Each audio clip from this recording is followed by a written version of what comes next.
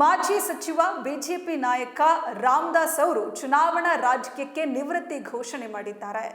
ಇನ್ನೊಂದು ಕಡೆ ಬಿಜೆಪಿ ಮಾಜಿ ಸಂಸದ ಪ್ರತಾಪ್ ಸಿಂಹ ಅವರು ರಾಜಕಾರಣಕ್ಕೆ ಪ್ರವೇಶ ಮಾಡಿದ್ದಾರೆ.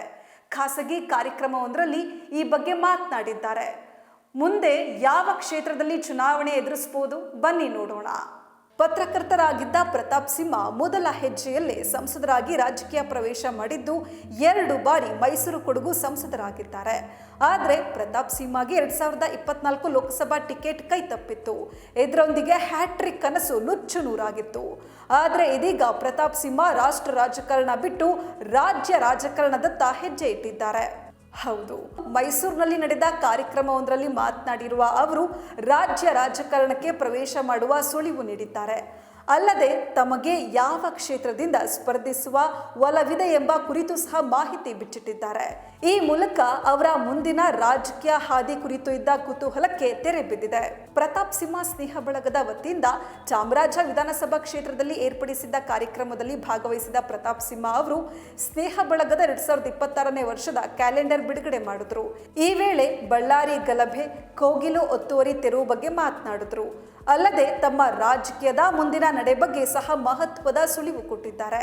ರಾಜ್ಯ ರಾಜಕಾರಣಕ್ಕೆ ಯಾವಾಗ ಬರ್ತೀರಿ ಎಂಬ ಮಾಧ್ಯಮಗಳ ಪ್ರಶ್ನೆಗೆ ಪ್ರತಿಕ್ರಿಯಿಸಿರುವ ಅವರು, ನಾನು ಈ ಹಿಂದೆ ಹಲವು ಬಾರಿ ಹೇಳಿದ್ದೇನೆ, ಕೇಂದ್ರಕ್ಕೆ ಹೋಗಿಲ್ಲ ಅಂದ್ರೆ ರಾಜ್ಯದಲ್ಲೇ ಇರಬೇಕಲ್ವೇ ಎಂದಿದ್ದಾರೆ.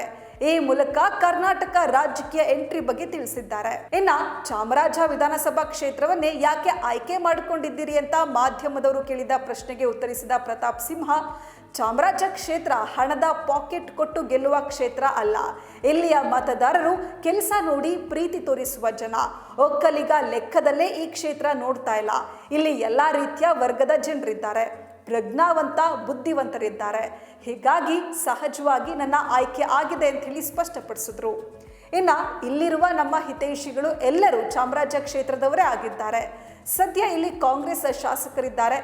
ಆದರೆ ಶಂಕರಲಿಂಗೇಗೌಡ ಅವರಂಥ ಜನಪರ ವ್ಯಕ್ತಿ, ಸಮಾಜದ ಬಗ್ಗೆ ಕಾಳಜಿ ಹೊಂದಿದ ನಾಯಕನನ್ನ ಸತತವಾಗಿ 4 ಬಾರಿ ಗೆಲ್ಲಿಸಿರುವ ಕ್ಷೇತ್ರ ಇದಾಗಿದೆ. ಒಳ್ಳೆತನಕ್ಕೆ ಬೆಲೆ ಕೊಡುವ, ಮಣೆ ಹಾಕುವ ಕ್ಷೇತ್ರ ಇದು. ಹೀಗಾಗಿ ಸಹಜವಾಗಿ ಈ ಬಗ್ಗೆ ಯೋಚನೆ ಮಾಡಿದ್ದೇನೆ. ನಮ್ಮ ಕಾರ್ಯಕರ್ತರು, ಹಿತೈಷಿಗಳ ಅಪೇಕ್ಷೆಯೂ ಇದೇ ಆಗಿದೆ. ಎಲ್ಲ ಸಾಧಕ ಬಾಧಕಗಳನ್ನು ಯೋಚನೆ ಮಾಡಿ ನಾನು ಕೂಡ ಚುನಾವಣೆಗೆ ತಯಾರಿ ಆರಂಭಿಸ್ತೇನೆ ಅಂತ ಸ್ಪಷ್ಟಪಡಿಸಿದ್ರು. ಈ ಮೂಲಕ 2028ರ ವಿಧಾನಸಭಾ ಚುನಾವಣೆಯಲ್ಲಿ ಚಾಮರಾಜ ಕ್ಷೇತ್ರದಿಂದ ಸ್ಪರ್ಧೆ ಮಾಡುವ ಬಗ್ಗೆ ಇಂಗಿತ ವ್ಯಕ್ತಪಡಿಸಿದ್ದಾರೆ. ಈಗಾಗಲೇ ಪ್ರತಾಪ್ ಸಿಂಹ ಅವರು ಕೆಲ ತಿಂಗಳುಗಳಿಂದ ಚಾಮರಾಜ ಕ್ಷೇತ್ರದಲ್ಲಿ ಸದ್ದಿಲ್ಲದೆ ಕಾರ್ಯ ಚಟುವಟಿಕೆಗಳನ್ನು ಆರಂಭಿಸಿದ್ದಾರೆ. ಕ್ಷೇತ್ರದ ನಾಯಕರು, ಮುಖಂಡರು ಹಾಗೂ ಕಾರ್ಯಕರ್ತರನ್ನ ಭೇಟಿ ಮಾಡಿ ಚರ್ಚೆ ನಡೆಸಿದ್ದಾರೆ. ಅಲ್ಲದೆ ಕ್ಷೇತ್ರದ ಸಭೆ ಸಮಾರಂಭಕ್ಕೂ ಹಾಜರಾಗ್ತಾ ಇದ್ದಾರೆ. ಮತ್ತೊಂದು ಹೆಜ್ಜೆ ಮುಂದೆ ಹೋಗಿ ಕ್ಷೇತ್ರದ ಮುಖಂಡರ ಕುಟುಂಬಸ್ಥರ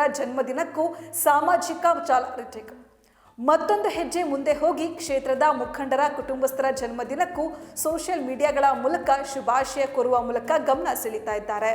ಇನ್ನು ಚಾಮರಾಜ ವಿಧಾನಸಭಾ ಕ್ಷೇತ್ರದ ಹಿಂದಿನ ಫಲಿತಾಂಶವನ್ನು ನೋಡೋದಾದ್ರೆ 2023ರ ಚುನಾವಣೆಯಲ್ಲಿ ಬಿಜೆಪಿಯಿಂದ ಸ್ಪರ್ಧೆ ಮಾಡಿದ್ದ ಎಲ್ ನಾಗೇಂದ್ರ ಅವರು ಕಾಂಗ್ರೆಸ್ನ ಕೆ ಹರೀಶ್ ಗೌಡ ಎದುರು ಕೇವಲ 4094 ಮತಗಳ ಅಂತರದಿಂದ ಸೋಲು ಕಂಡಿದ್ರು. ಹರೀಶ್ ಗೌಡ 72,931 ಮತಗಳು ಪಡೆದುಕೊಂಡಿದ್ರೆ ನಾಗೇಂದ್ರ 68,837 ಮತ ಪಡೆಯುವ ಮೂಲಕ ಭಾರಿ ಪೈಪೋಟಿ ನೀಡಿದ್ರು. ಇನ್ನು 2018ರ ಚುನಾವಣೆಯಲ್ಲಿ ಇದೇ ನಾಗೇಂದ್ರ ಅವರು ಕಾಂಗ್ರೆಸ್ನ ವಾಸು ಎದುರು ಸ್ಪರ್ಧಿಸಿ ಗೆಲುವು ಸಾಧಿಸಿದ್ರು. ಇನ್ನು 2023ರ ಚುನಾವಣೆಯಲ್ಲಿ ನಾಗೇಂದ್ರ 3ನೇ ಸ್ಥಾನಕ್ಕೆ ತೃಪ್ತಿಪಟ್ಟಿದ್ರು. ಒಟ್ಟಿನಲ್ಲಿ ಪ್ರತಾಪ್ ಸಿಂಹ 10 ವರ್ಷಗಳ ಕಾಲ ರಾಷ್ಟ್ರ ರಾಜಕಾರಣ ಮಾಡಿ ಇದೀಗ ರಾಜ್ಯ ರಾಜಕಾರಣಕ್ಕೆ ಪ್ರವೇಶ ಮಾಡ್ತಾ ಇದ್ದು ಭಾರಿ ಸಂಚಲನ ಮೂಡಿಸಿದೆ.